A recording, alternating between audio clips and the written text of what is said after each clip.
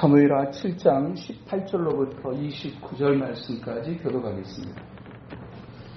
다윗 왕이 여호와 앞에 들어가 앉아서 이르되 주 여호와여 나는 누구이오며 내 집은 무엇이기에 나를 여기까지 이르게 하셨나이까. 주 여호와여 주께서 이것을 오히려 적게 여시고 도둑이 집에 있을 먼 장래 일까지도 말씀하셨나이까. 주 여호와여 이것이 사람의 본이니이다. 주 여호와는 주의 종을 아시오니 다윗이 다시 주께 무슨 말씀을 하오리까. 주의 말씀으로 말미암아 주의 뜻대로 이 모든 일을 하사 주의 종의 내가 알게 하셨나이다. 그런즉 주 여호와여 주는 위대하시니 이는 우리 귀로 들은 대로 주와 같은 이가 없고 주 외에 신이 없음이니이다.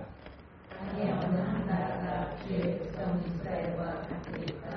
하나님이 가서 구속하사 자기 백성으로 삼아 주의 영전을 쓰시며 그들을 위하여 큰 일을 주의 땅을 위하여 두려운 일을 애국과 많은 나라들과 그의 신들에게서 구속하신 백성 앞에서 하셨사오나 주께서 주의 백성 이스라엘을 세우사 영원히 주의 백성으로 삼으셨사오니 여호와여 주께서 그들의 하나님이 되셨나이다.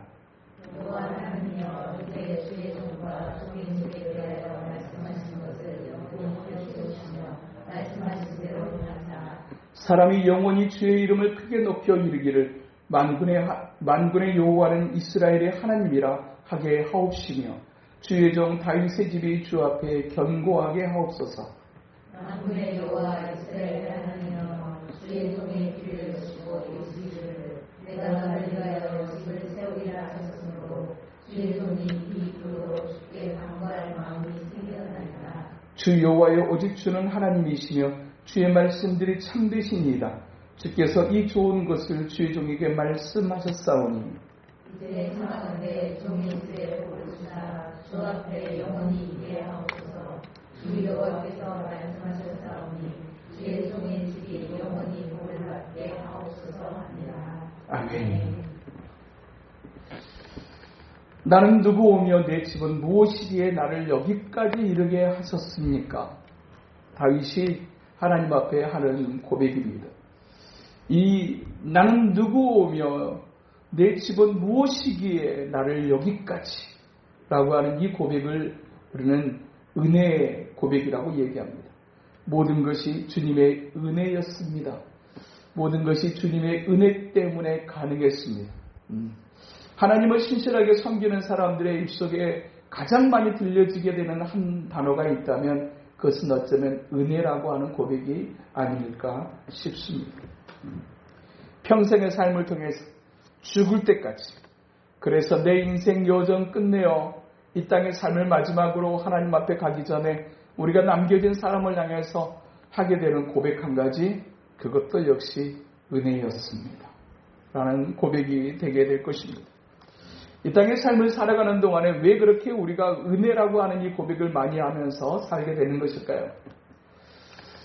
우리가 실질적으로 살아보니 참으로 저마다 나름의 삶의 자리에서 참으로 힘쓰고 애쓰고 노력을 해보지만 그 모든 것이 아름다운 꽃으로 모두가 피어나는 것은 아니라는 사실을 우리는 압니다. 내가 그렇게 수고하고 노력했다고 모든 열매가 당연하게 맺히는 것이 아니라고 하는 사실을 우리는 신앙 안에서 깨닫습니다. 내가 아무리 수고하고 애를 쓰고 노력을 다하고 내가 힘을 다해도 마지막에 하나님께서 은혜를 베풀지 아니하시면 사람의 수고가 헛것이라는 사실을 우리는 압니다. 우리를 구원하신 것도 하나님의 은혜였을 뿐만 아니라 우리의 삶이 참으로 어떤 무엇을 이루기 위해서 반드시 필요한 것도 역시 은혜라는 사실을 우리가 이제 고백하게 되어지는 것이라는 얘기입니다.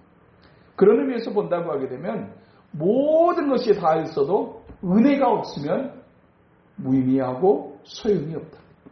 노력이 있고 훈련도 있고 교육도 있고 무엇도 있고 다 하고 그것도 역시 중요합니다. 그러나 그 모든 것이 진짜로 딱 열매를 맺어지기 위해서 필요한 한 가지가 있다면 그것은 하나님의 은혜가 거기에 더해져야 합니다.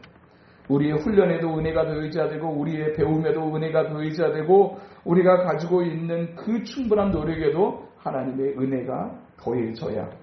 그래서 시편 기자는 시편 127편 1절에 여호와께서 집을 세우지 아니하시면 세우는 자의 수고가 헛되며 여호와께서 성을 지키지 아니하시면 파수꾼의 깨어 있음이 헛되다라고 그랬습니다. 결국에는 지켜주시는 하나님의 은혜, 결국에는 세워주시는 하나님의 은혜가 있어야 우리의 삶이 비로소 온전해질 수 있다라고 하는 시편 기자의 고백은 이 땅의 삶을 살아가는 하나님을 신실하게 섬기는 사람들에게도 역시 동일한 고백으로 우리가 하나님 앞에 올려드려지게 되는 것입니다. 하나님께서 모든 것이 하나님의 은혜로 말미암아 가능하다고 고백하는데 하나님의 은혜라고 하는 것이 우리에게 주어지게 될 때 우리는 은혜라고 하는 단어를 두 가지 차원으로 하나님께서 역사하고 계신다는 사실을 우리가 성경을 통해서 볼 수 있습니다. 두 가지 차원으로 역사하시는 하나님의 은혜.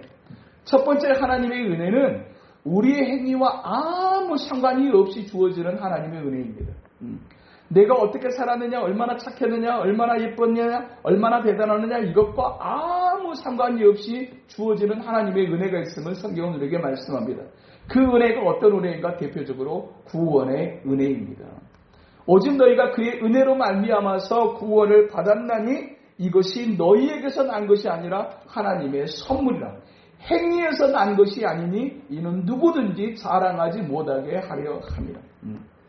곧 우리의 행위와 아무 상관없이 우리에게 주어지는 가장 강력한 은혜 하나가 있다면 그것이 바로 구원의 은혜라고 말할 수 있습니다. 구원이 은혜입니다. 우리의 행위와 상관없이 구원받은 것 이것이 은혜입니다.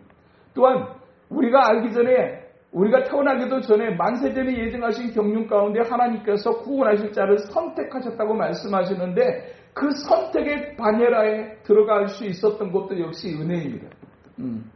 우리가 태어나기도 전에 하나님께서 몇 년 몇 월에 태어나게 될 그 아이를 내가 선택하고 내가 지명하여 불렀다. 그냥 그렇게 하나님께서 우리를 한 사람을 그 많은 사람들 가운데 선택하셨다고 말씀하세요. 이 선택도 역시 우리의 행위와 아무 상관없이 주어지는 은혜입니다. 또 한 가지로 우리에게 은혜 하나가 있다는 것은 믿음의 은혜입니다. 그래서 믿음을 선물이라고 얘기합니다. 구원도 선물이듯이 믿음도 선물입니다.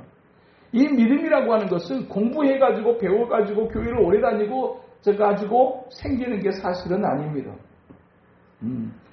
오래 다녀가지고 성경 공부를 많이 해가지고 생기는 것이 믿음이라고 한다면 그것도 역시 믿음은 들음에서 나니라고 하시는 측면에서 보게 되게 될 때 하나님의 말씀을 조금 더 가까이 들을 수 있는 기회를 얻었다라고 하는 것은 믿음이 생길 수 있는 여지가 더 많아졌다라고 하는 측면에서 분명하게 효용이 있을 거예요. 그럼에도 불구하고 믿음을 선물이라고 표현하시는 이유가 있다면 그것은 하나님의 말씀을 배우는 시간이 적고 짧고 그런다고 할지라도 하나님께서 어떤 사람을 구원하기로 작정하시게 될 때 그 사람에게 주시는 선물 가운데 가장 첫 번째 선물 하나가 믿음의 선물이라고 하는 사실입니다. 그러니까 배워서 아는 게 아니에요. 천국 가봤습니까? 그런데 우리가 믿습니다. 왜 믿습니까? 믿습니다 해가지고 믿어지는 게 아니라 믿어집니다. 2000년 전에 예수님께서 이 땅에 오셔서 33년의 생애를 사시다가 가셨어요. 어떤 사람이 와가지고 33년 살다가 갔는데 수천 년 전에, 수백 년 전에, 심지어는 수십 년 전에 그 정도 삶을 가던 사람을 시간이 지난다고 해서 기억해 주는 사람이 몇이나 될까요? 기억하지 못해요. 오래 살았던 사람들도 그렇게 크게 기억하지 않아요. 어떤 사람은 120세를 살았더라면 와 진짜 오래 살았네? 누군가에게 잠깐 기억될 수는 있어요. 기네스북에 오를 수는 있어요. 그래서 기록되어진 어떤 세계적 곳에 세상에서 제일 오래 살았던 사람 몇 살, 누구 그렇게 해가지고 기억될 수는 있어요. 그렇지만 33년의 생애를 살았던 누구를 기억하는 경우는 역사 속에서 없습니다. 그럼에도 불구하고 그 33년의 짧은 생애를 사셨던 그 예수님이 2000년 전에 살다가 가셨는데 그 예수님이 나랑 상관이 있다. 이게 어떻게 믿어지는 게 가능합니까? 이게 배운다고 해서 이게 가능합니까? 아니요. 하나님의 성령께서 우리 안에 믿음을 주심으로 가능한 겁니다. 그래서 2000년 전에 그분의 죽으심이 오늘날 이 시대를 살아가는 2000년의 삶을 살아가는 나와 관계가 있고 그리고 그분의 죽으심이 나를 위한 죽으심이었다라고 하는 사실을 믿을 수 있다라고 하는 것. 그걸 우리가 은혜라고 얘기하는 겁니다. 나는 별로 믿음을 갖기 위해서 막 애써본 적이 별로 없어요. 근데도 불구하고 그냥 어느 날 쑥 믿어드는 거예요. 제일 처음에 그 말씀을 들었었을 때는 저도 역시 황당했어요. 천국과 지옥이 있다는 말도 황당했고, 막 뭐 황금길로 만들었다는 말도 황당했고, 예수님을 믿으면 사람이 짓고 있는 모든 죄가 용서받을 수 있다는 사실도 황당했어요. 말도 안 되는 소리였던 것 같아요. 진짜 누군가에게 복음을 전할 때, 우리가 캠퍼스 복음을 전하는데 그 사람이 웃어버렸다고 하듯이 진짜 웃음밖에 안 나오더라고. 말도 안 되는 얘기예요. 말도 안 되는 얘기처럼. 그런데 그 하나님이, 그 복음이 한 달도 채 제기되기 전에서 저에게는 그냥 쑥 들어와 믿어졌어요. 여기에 제가 노력해서 된 것도 아니에요.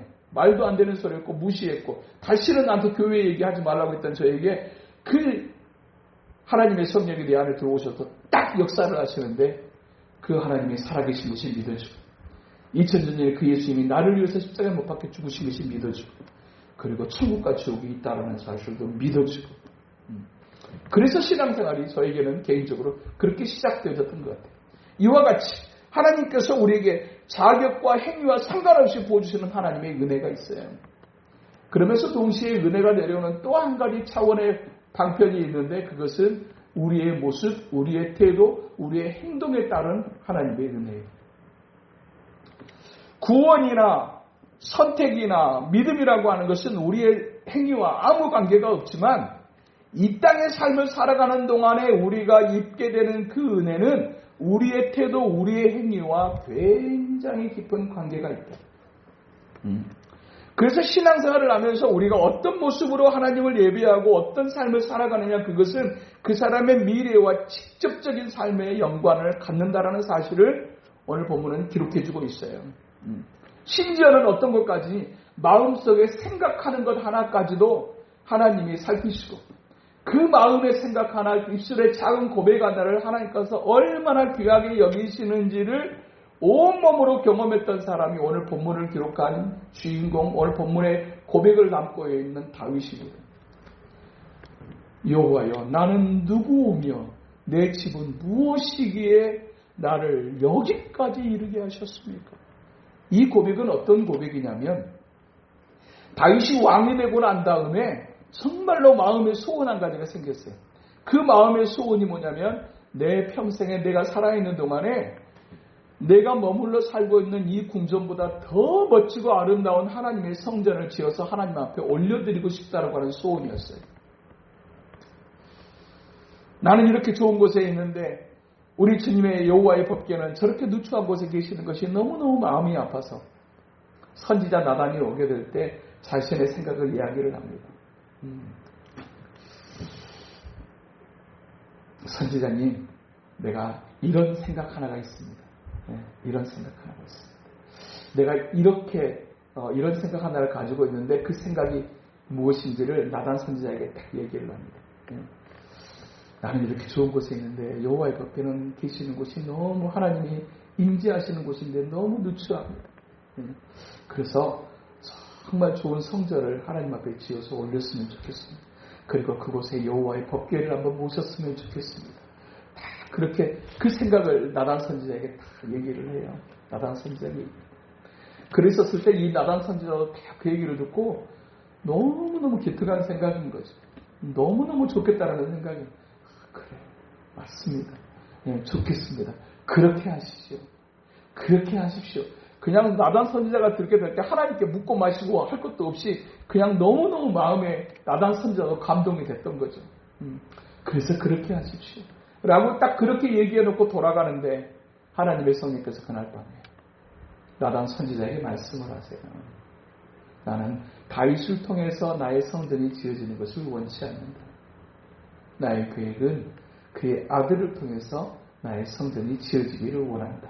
라고 말씀하세요. 그런데 그냥 그렇게 그냥 끝내지 않으시고 하나님께서 이 다윗이 가졌던 이 마음 하나 내가 평생의 소원이 정말로 귀하고 멋진 여호와의 성전을 지어서 하나님 앞에 올려드리는 이 소원 가졌다는 이 사실 하나로 하나님께서 그것을 얼마나 기특하게 여기시든지 하나님께서 나단 선지자를 향해서 이제 하나님의 축복을 말씀을 하세요. 하나님께서 이런 생각을 가지고 계시다. 납니다. 라고 말씀하시는 그 내용이 오늘 우리가 읽었던 본문 앞에 있는 7장 초반에 있는 내용이에요. 하나님께서 당신의 그 마음의 그 생각을 보시고 그 작은 입술의 고백을 너무너무 귀하게 여기셨던 하나님께서 당신이 이제 살아가는 동안에 평생의 이스라엘 백성들이 당신을 따르게 할 것이며 그리고 당신을 위대하게 만들어 주신다고 하십니다. 그리고 또한 하나님께서 당신의 후손들이 계속해서 이 왕의 자리에서 끊어지지 않고 계속해서 대를 이어서 왕위를 오를 수 있도록 하나님께서 당신의 자녀들과 당신의 집안을 축복하신다고 하십니다. 라고 하는 이 약속의 말씀을 하나님께서 이제 나단 선지자를 통해서 다윗에게 들려주십니다. 성전을 지은 것도 아니에요. 그냥 성전을 지어드리고 싶은 마음만 있었을 뿐이고 그런 계획을 나단 선지자에게 이야기했을 뿐이에요. 그런데 이 작은 마음의 생각 하나 그리고 그런 어떤 생각 하나를 얘기했던 그 작은 입술의 고백 하나를 하나님께서 얼마나 귀하게 보셨던지 너가 살아가는 동안에 내가 너를 위대하게 만들어 줄 것이다. 그리고 이 높은 이 왕위의 자리에 너의 후손들, 너의 자녀들이 끊어지지 않도록 내가 할 것이다. 그리고 네가 살아가는 동안에 이 이스라엘을 내가 견고하게 할 것이라고 하나님이 약속을 해주세요. 마음 하나 먹었을 뿐인데 그 예쁜 마음 하나가 하나님의 성령을 하나님을 감동시키며 그 작은 마음 하나를 하나님이 얼마나 귀하게 보시고 마음 하나 그렇게 예쁘게 먹었더니 하나님께서 그에게 내리신 복이 그 사람의 복만이 아니라 그 민족을 향한 복으로 이어지고 그의 후손을 향한 복으로 이어지는 마음을 예쁘게 먹자. 말도 예쁘게 하자. 사람의 마음에 있는 그 작은 생각 하나도 놓치지 않으시는 하나님께서 정말 자기 백성들에게 복을 주고 싶어 정말 어쩔 줄 몰라 하시는 하나님께서 보시는 그 작은 마음의 생각 하나 그리고 그 작은 입술의 고백 하나 그리고 작은 행동 하나 그것을 하나님께서 얼마나 이뻐하시는지 작은 공동체 그냥 요 자리 사실은 그냥 당연하듯이 나오는 것 같지만 사실은 이 작은 교회의 성도들의 예배에 참여는 사실은 또 한 가지가 큰 교회 성도들에게는 없는 한 가지가 있는데 그게 뭐냐면 책임감. 큰 교회 성도들은 책임감 안 가져요. 그냥 내가 은혜 받고 싶어서 가고 내가 그냥 그 하나님이 좋아서 가지 내가 우리 교회 안 가면 우리 교회는 힘들지 몰라. 허전해질지 몰라. 이상할지 몰라. 요 생각 가지고 큰 교회 성도들은 예배에 안 갑니다. 근데 쬐까는 교회는 오늘 내가 안 가면 실질적으로 그렇습니다. 어느 날 예배드리다가 약간 제가 횡설수설하는 게 느껴지는 순간이 계시면 오늘 목사님이 조금 뭐가 좀 마음이 조금 이렇게 안정감이 없으시구나. 네, 그렇습니다. 이 작은 수에 누가 한 사람 빠지면 자꾸 그 자리가 밟힙니다. 있어야 될 특별한 일이 있어가지고 이제 빠져 있으면 이제 그래서 그렇구나 라고 그냥 딱 정리하고 들어서는데 분명하게 있어야 되는데 없으면 마음에 생각이 많아집니다. 또 아픈가? 부터 시작해가지고 또 아픈가? 또 무슨 일이 있는가? 막 그런 생각이 막 많아요. 그러면 집중력이 떨어집니다. 그래서 큰 교회 성도보다 작은 교회 성도들이 귀합니다. 귀합니다. 예배를 드리는데 책임감을 가지고 드리는 예배를 하나님께서 또 그 마음도 살피시는 하나님께서 그래도 내가 가야지. 우리 교회에서 때로는 가야지. 무슨 성도가 교회를 위하면 얼마나 위하고 목사를 위하면 얼마나 위하겠습니까? 그럼에도 불구하고 거룩한 책임감을 가지고 오늘도 내가 가야 내가 가면 우리 목사님 좀 더 힘이 되시겠지? 라는 생각을 저 조그만 녀석이 언젠가 했다고 그러더라고. 도영이가 자기가 타고 오니까 목사님 힘이 난 것 같더래.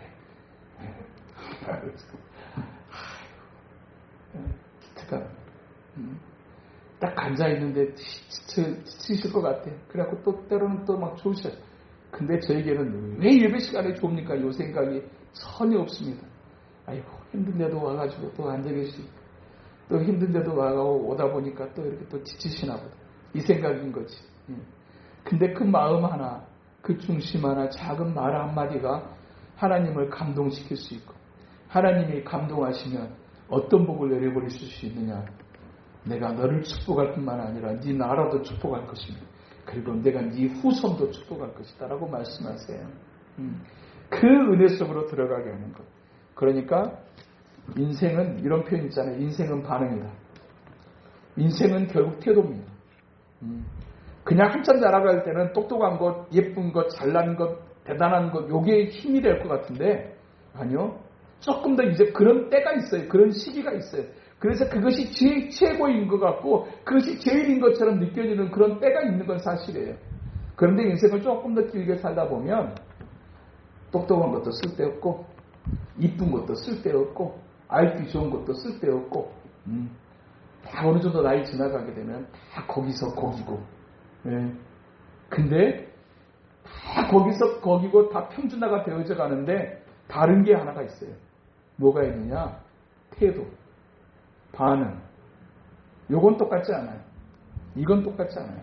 나이 먹는 것과 아무 상관이 없어요. 예쁘고 잘생기고 대단하고 똑똑한 것 이것과 아무 상관이 없어요. 진짜 인생은 어디 달리느냐? 태도, 반응에 달려 있어요. 하나님 앞에서 아름다운 복을 받았던 사람들을 한번 들여다보십시오. 그들의 태도가 달랐어요. 똑같은 상황에서 그들의 반응이 달랐어요. 하나님의 은혜가 전격적으로 임해요. 10명의 문둥병자에게 하나님의 은혜가 임해요. 주님께서 고쳐주셔요. 그런데 한 사람만 돌아와서 감사로 반응을 해요. 나머지 9명은 어디 갔느냐? 라고 주님께서 물으세요.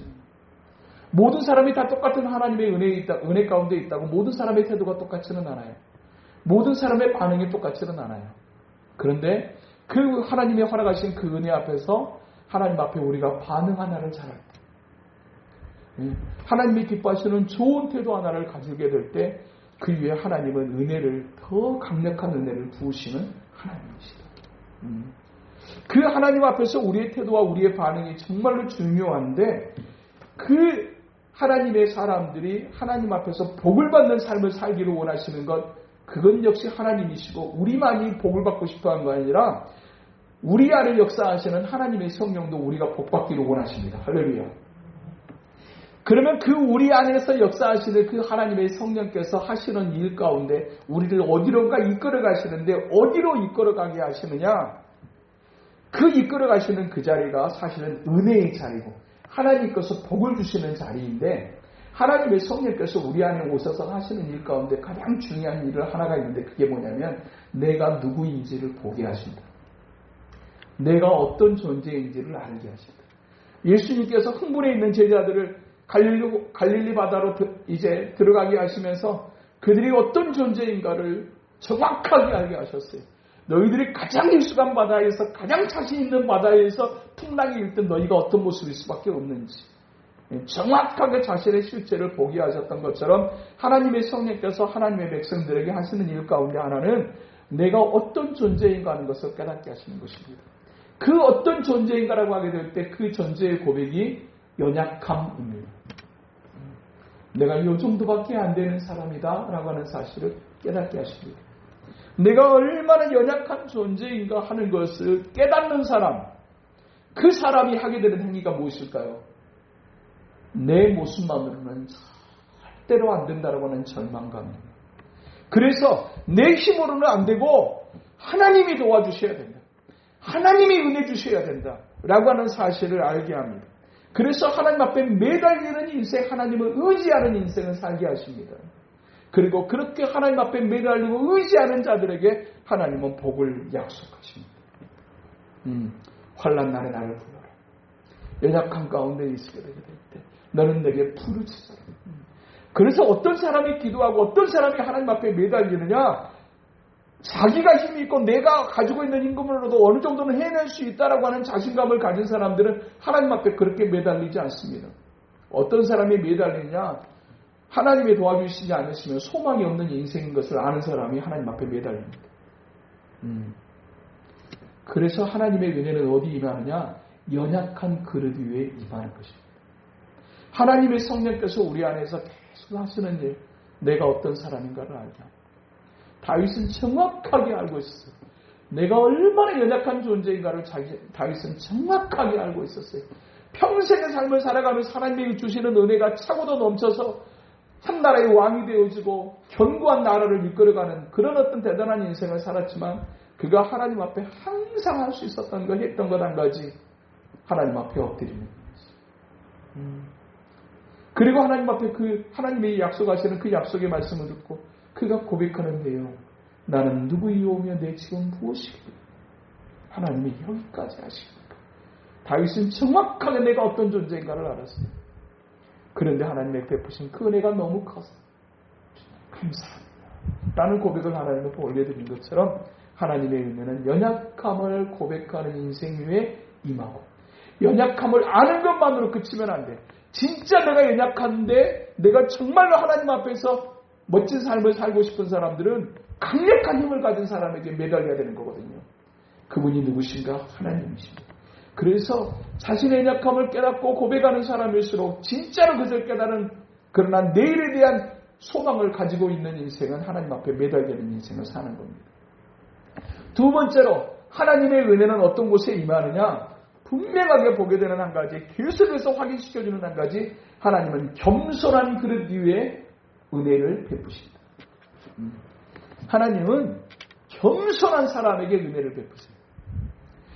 반대인 교만이라고 하는 것을 하나님께서 얼마나 싫어하시는지, 교만한 패망의 선봉이요 거만한 마음은 넘어짐의 앞잡이라고 그랬어요.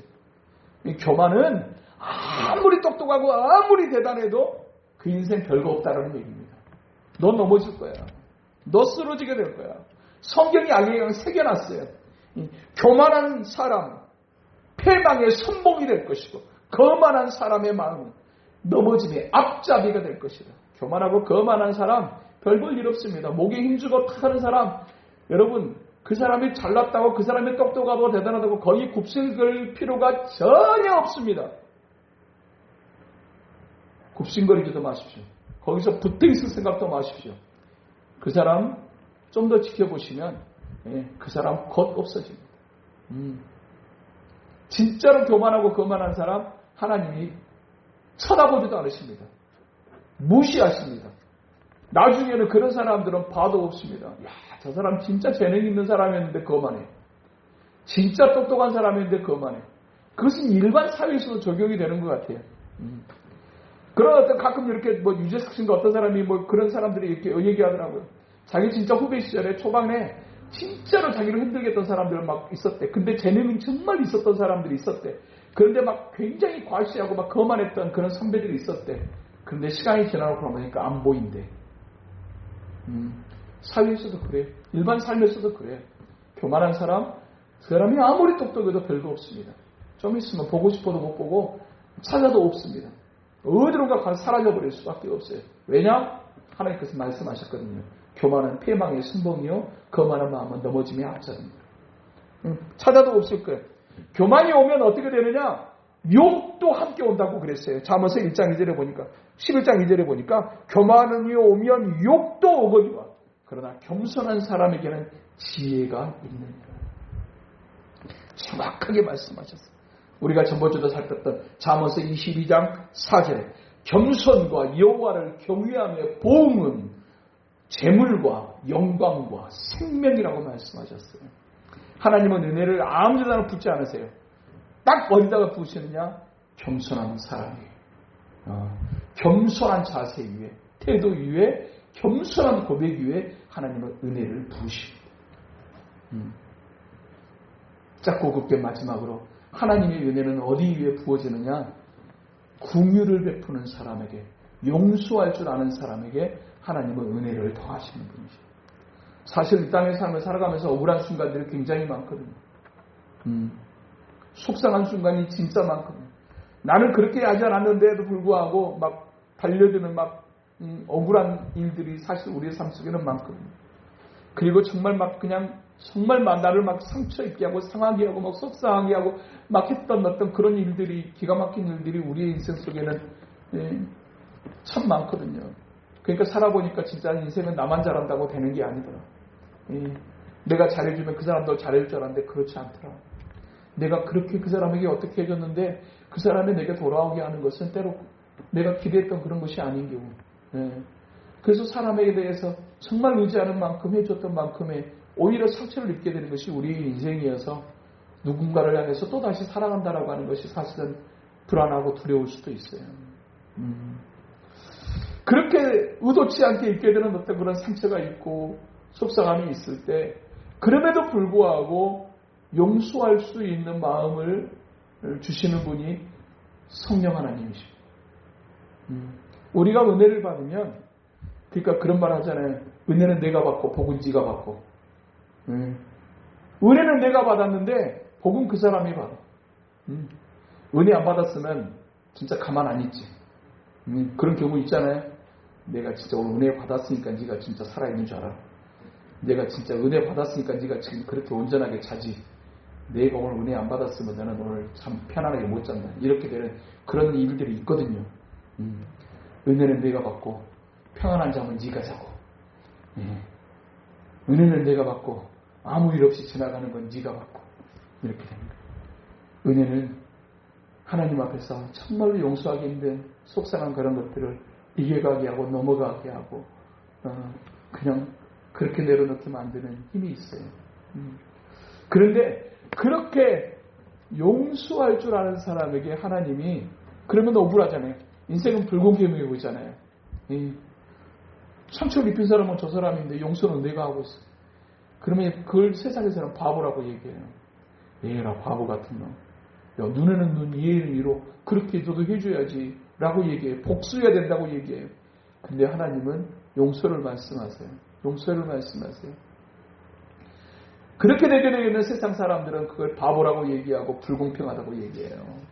그런데요, 하나님의 성령께서 우리 안에 그 마음을 주세요.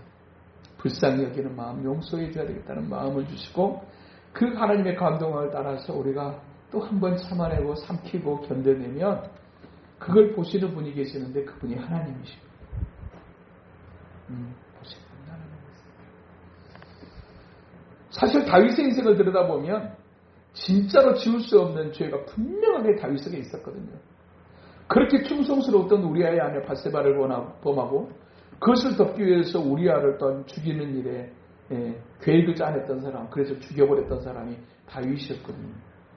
왕이 돼가지고 누군가의 아내를 범하는 간음을 저지르고 그리고 살인하는 죄까지 저질렀다고 하게 되면 그 사람은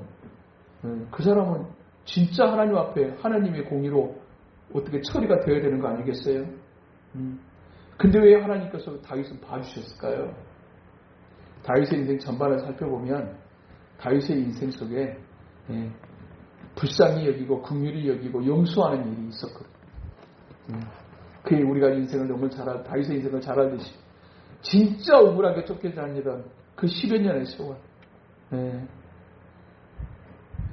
진짜로 사울에게 뭐라도 조금이라도 잘못해가지고 그랬다고 하게 되면 내가 그때 그랬으니까라고 생각할 수도 있지만 그런 일이 전혀 없었어요. 진짜 한 것이라고 하는 골리앗을 죽인 일이었고 전쟁 때마다 앞장 나가서 목숨 걸고 싸워서 승리한 것밖에는 다윗이 없었어요. 그런데도 불구하고 다윗의 질투, 사울의 질투와 사울의 시기로 말미암아서 그가 쫓겨다니는 세월이 10년. 이런 일로 10여 년을 쫓겨다니는 이것은 진짜 마음속에 한이 맺힐 수밖에 없거든요. 그리고 복수하고 싶은 마음이 분명하게 있었을 것이거든요. 근데도 불구하고 그가 복수하지 않아요. 그리고 나중에는 자기가 왕이 되고 난 다음에 사울의 손자였던 장애를 가지고 있었던 무비보셋을 자기의 식탁에 드려요. 용서에 따르는 얘기거든요.